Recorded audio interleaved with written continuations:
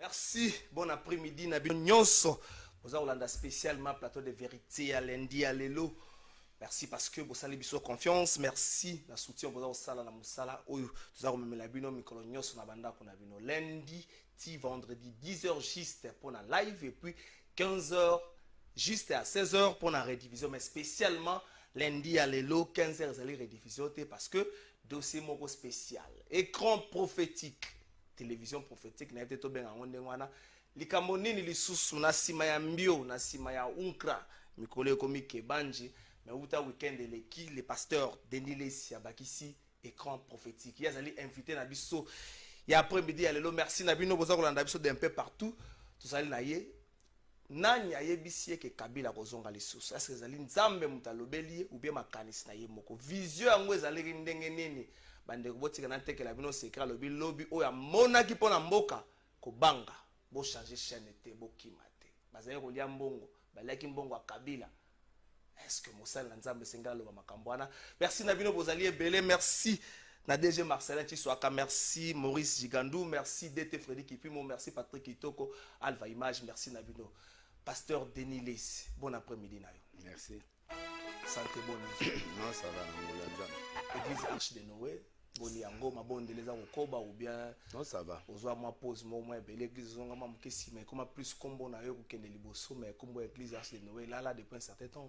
non mais image yango na professionnel na pesa ngo lobi otala so bato bana katite donc na saka nde na zalaka sauf que normal leader so ake pendant plus de 7 ans pour na zawo yaka un mois na zongi un mois na ke un mois kenega ba tournée internationale la tournée internationale mais le que ça que pesa mingi ezali prison hein obita ngozali na prison bato belé musala na bato comme on débila on a moi passé surtout que ba raison mais que on a prison ça qui ba raison mon noble terre c'est très noble même qu'on a eu des prisons vous pensez que ba raison mais que on a prison na tuni mon qu'on a eu des prisons mituna et le lobby église écoufite c'est-à-dire qu'il y a ba raison bilo msusu eza normalement école kaka il faut les kana bongo pour permettre vie la maman bien nzambe akumisama parce que abi vous serez emprisonné eza partir ba verset biblique il faut tout exécuter en pour moi c'est la victoire c'est un terrain de réflexion et de voir qui avec qui ozana nani pour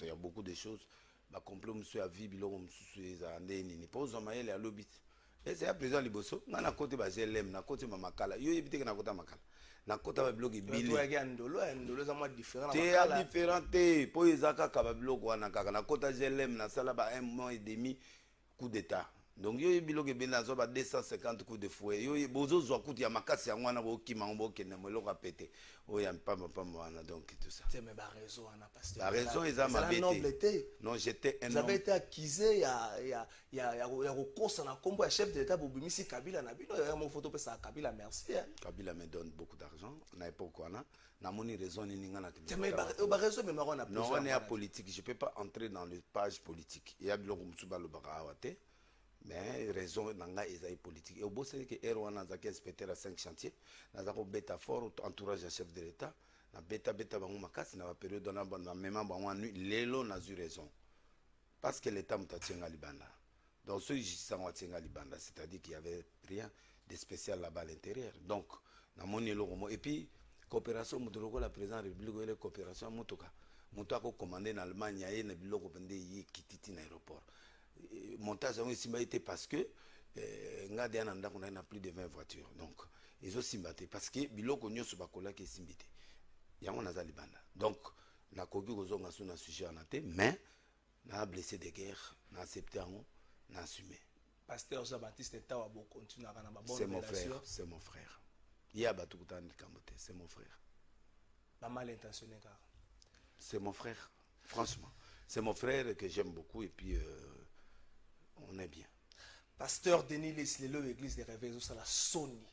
Vu que hier moro ko tout à tolo que zali mosala na nzambe na environnement au église des réveils même c'est comme mosala moi pas si yo na wezo salama na deux camps se présenter le église des réveils comme moko ya prophète do Kamba et le ngona ba évêque Kakenza comme moko ya général Sony Kafuta na moni pasteur azaka na victoire sans prêcher la moni on dirait ça na côté ya Sony Kafuta na deux camps on se présenter le lezo bo ma image église des réveils yo za ngambo nini ngana prophétisaki oyo eye wana nayebisi bato nyonso nzambe alobi na ngai nayebisa bapaster bato babomi Congo alors bachanger base repentir biso nyonso toluka nzambe na solo soki tosali yango te nzambe akopanza biso aotia biso en catastrophe omonaki après wana nde biloko wana ezosalema mpo balobai na ngai ke na critique église nabomi église te moi si prophète je sonne l'alarme nabeti kelelo moto ayoki babenganga même Gérard Soli abenganga abi yo ozobomi église nga nayebisi ye yo oza responsable église de réveil bakisi bamakiona babiloko wana o etali yo te biloko wana etali yo te mais église de réveil ko nabi bakisi eza bahomosexualité ekoti lotoko ekoti ivresse tout ça boîte de nuit ezakuna il faut que l'on la bato abi etali yo te tu ne peux pas dire ça comme ça soko meli bange no so wapi soko ki bon ye nga na ermo tout ça la biso bon mais yaka to sur la likama na bi non ça marche pas na koloba tant que l'église ne change pas lelo ya pesenga raison parce que amoni yemoko eloko yazui ki bota o yazui o ba bengi le coup d'état spirituel on a à comprendre que sikoyo ezali somo abandi o pesanga raison donc na yebisa ki bato na prévenant ki bango na bi l'église mutao boma quand je parle l'église j'associe aussi les 8 confessions religieuses bango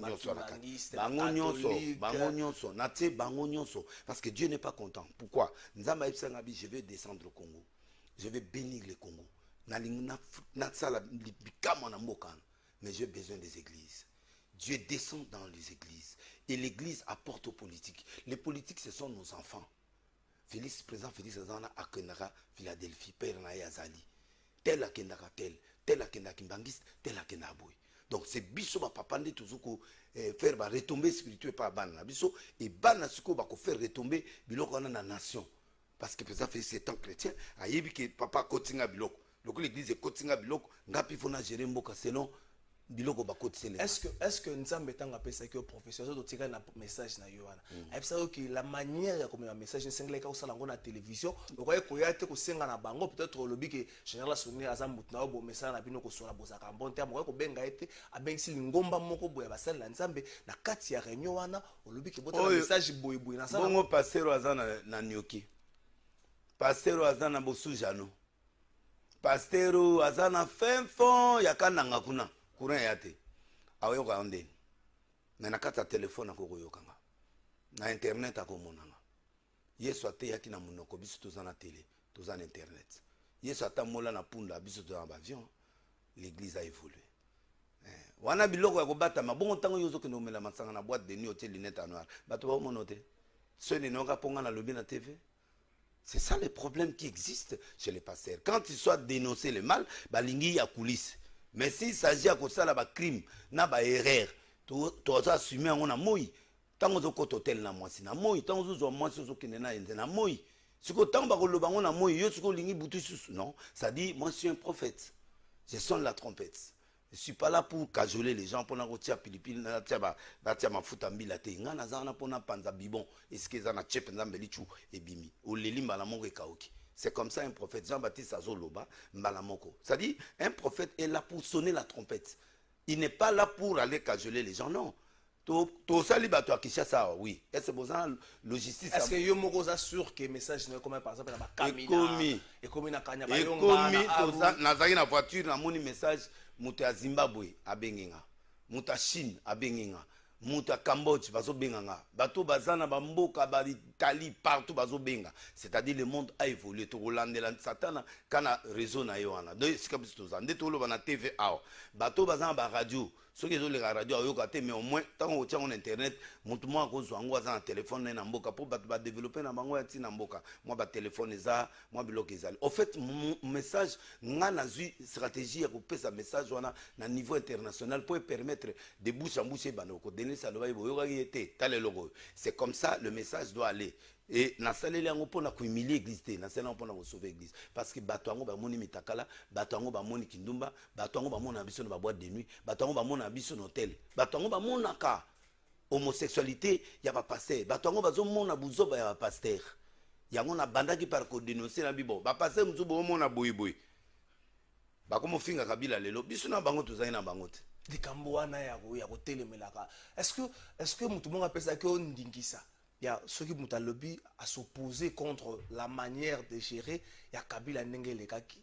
Il faut bimaka ko ba teto zaki na bango to bande ko lia so ko lia ki banda ki tango lia ko Kabila ki bandi marche de noeta oui na babilo musu na zwaki avantage na sala ya musala ni te mo Kabila ki bandi mité na kabaka ngana uti poto le seul pasteur wa uti poto ya pesi bandi $100,000 bo bana ko kabola na sali banque na kata église bakima bakoma ba poto na sala nyoso ba pasteur azako bimisa bato en catastrophe ba musulman ba tutu na kata ba hôpitaux c'est moi bon bosana Hermo jeunesse bato bazobosa na biloko de lesa sa na mboko avant ba député bato a commencé à biloko na kena même 200 personnes na futi mongo babimi na keti na hôpital ba Masser c'est moi qui ai commencé cette histoire donc na lina loba que batunde batikande koko sa peuple de Dieu il est temps maintenant que les hommes de Dieu soient vrais parce que j'ai dit en résumé l'église est politisée donc, tout ça pour na yo na Congo ndenge il y a pas des hommes de Dieu vrais il y a pas non, de vrais bazali pourcentage na ngoza moi non oui nzamba lobi tango ili alobi na tikali nga mo abino ya 7000 prophètes yo zo mi classé wapi ba vrai le ko na uti ko lelat nga pe na uti ko lele pas encore ah otenga maki siko uti ko non mais il y a toujours des erreurs il y a toujours des erreurs qu'on commet au mon église de réveil balaksa batuki tout ça bakanja tout ça va centre catholique à l'obanaï mais là salana ni tout ça ça dit il faut assumer il y a mais l'église de réveil est trop hypocrite bah église est beleza trop hypocrite ça dit que ils montrent autre chose ils font autre chose c'est ce qui veut dire que il faut il faut que les hommes soient sincères directs il faut que les gens soient directs ce que tu fais assume ce que tu fais au salaire assume demande pardon même politicien congolais a démissionné à rater ne va pas pousser dans ma casse. À salaire na poto, il faut démissionner sans batindao. C'est question d'honneur. Mais l'église de réveil, bakangi pendant la moitié du kolobo, ba bendio. Au boy goza suspension. Yo mo gozo continuer, ozo justifier. Mais pour la problème organisation net yo na arche de novena na suspendre. Na arche de novena na suspendre. Mais yo zaki na prison ça ba batu maboko. Na prison ça na ndolo sambi aussi ko sambo ça ba batu maboko. Même pour na temps na ba ko suspendre yo. Non. Moi, on doit me suspendre si je commets une erreur. Une erreur claire et nette traduite. On se comprend. Quand il n'y a pas d'erreur, même NRC, ça l'a peu coûte. Pour Balongolanga. L'État est non. Denilé, s'il doit être condamné 5 ans plus, à ce moment-là, il ne peut plus jouir de ce qu'il est. Alors, c'est quoi? Yo, vous condamnez Ngati. Il y a loi. Loi Zali. C'est-à-dire que ceux qui ont commis erreur, va suspendre l'État d'abord a condamné ce qu'a condamné d'office, je sens. S'il y a des preuves palpables, na katia bendis ba maramou isa vrai, je vais me taire. Je vais me taire. Mais na se taire parce que na ibi na une erreur mon côté. Donc na katia erreur wanati. Moi je continue à faire l'œuvre de Dieu, même ba Paul na kata prison ba sala œuvre nzambe. Mais il y a des erreurs, mususu ta mususu na sali erreur. Je peux me taire moi-même pendant 1 mois, tant que 2 semaines à hôtel. J'ai dit aux autres de prêcher. Papa, n'a sincère dans Zambie. Na trichaka néglisté, na trichaka té. S'il y a une erreur, je me retire. Ma collaborateur n'a pas eu un clair. Donc, n'a pas eu un système, biso et pas na biso même n'énervé. Tout ba vota qui est pas na archata adjoint, ebanita, ça plus. Non, Dieu ba ebani. Bana nanga musu ba Narcisse Faya ba koma ba bana mikolo na prier pe na ba sa église na bango ba Michel Ponoy ba yebani na monde entier ba yebani na bana belé o bana ba France ba dans les États-Unis ba na bana belé. J'ai 39 ans de ministère mon frère. Na Angola bana baza na poto na Chine partout l'église eza. Na banda côté ya Erwana Dominique Ngoyi o ya 9 raisons que je respecte beaucoup, un grand homme de Dieu, il était encore berger. Moi, je suis converti à 80. Je ferai retour à Gombe. Batumamona nzoto on dirait nzoto alikelelo mais nzoto ezana makambo. Nga converti à 80 et pas frère retour. Bisona banganda bato na nyos on était là comité urbain. Oyepe na ba kombo. Est-ce que tango yo mo beke otenga maki? Na stika ko tenga mate. Obika so na stika ko tenga mate. Erreur muso ko zala je m'énerve trop devant les gens. C'est une erreur. Et ba peso conseil nzambe pa biloko yo zo tomboka trop. Peuple de pardon.